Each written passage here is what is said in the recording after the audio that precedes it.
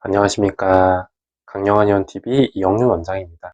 오늘은 팔꿈치에서 발생하는 통증 중에서 갑자기 부으면서 아픈 주두 점액낭염에 대해서 알아보겠습니다. 정확하게는 팔꿈치에서 튀어나온 이 부분이 붓고 아프게 되는 것입니다. 특히 학생, 수험생에게서 많이 나타날 수 있는 질환인데요. 아니면 이제 등산이나 축구 같은 운동을 하다가 넘어져서 발생해서 오시기도 하시죠. 이러한 증상이 발생하셨다면 이 영상을 보시면 도움이 될 것 같습니다.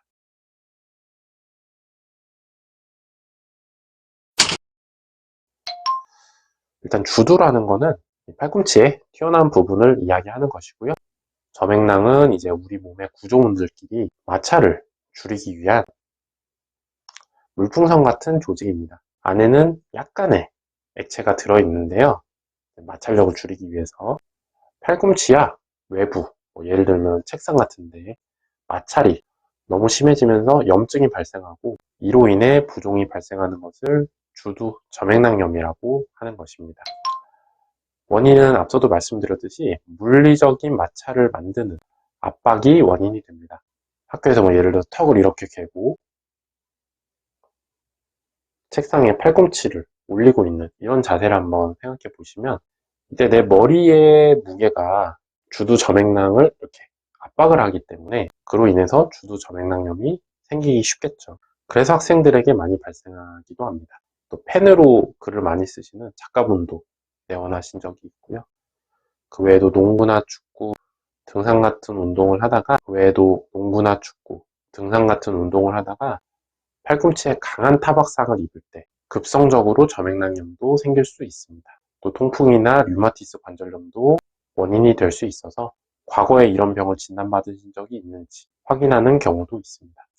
증상 같은 경우는 앞서도 말씀드렸듯이 붓고 아픈 것이 특징입니다. 특히 이렇게 압박을 할 때 통증을 많이 느끼고요. 심한 경우는 스치기만 해도 아픕니다.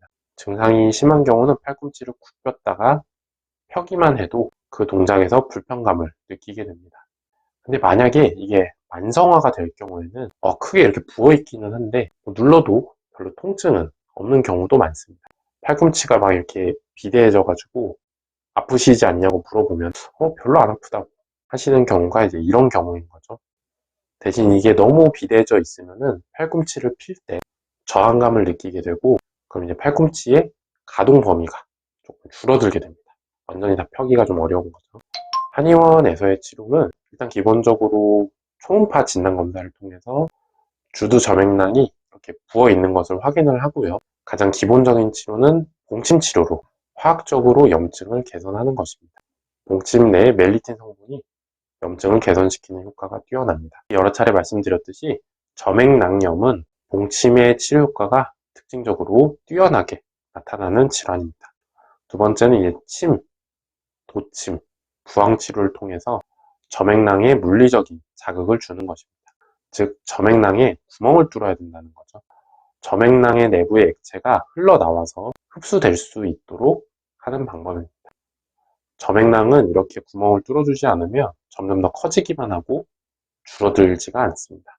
세 번째 방법은 흡인을 하는 방법입니다. 만약 점액낭 안에 액체가 너무 많이 차가지고 환자가 막 굽히지를 못해서 괴로워하시는 경우에는 주사기를 꽂아서 안에 있는 액체를 흡인해서 배액하는 치료를 하기도 합니다.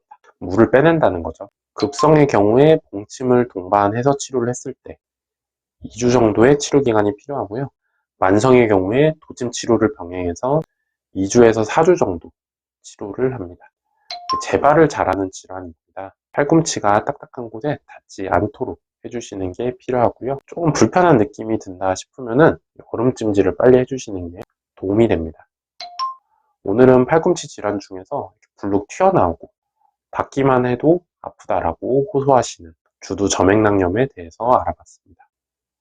일반적인 치료를 해봤는데 낫지가 않는다면 앞서 말씀드린 한의학 치료들로 개선하실 수 있습니다. 저희 강령한의원에 내원하셔서 증상에 대해서 말씀 주시면 치료 도와드리겠습니다. 시청해주셔서 감사합니다.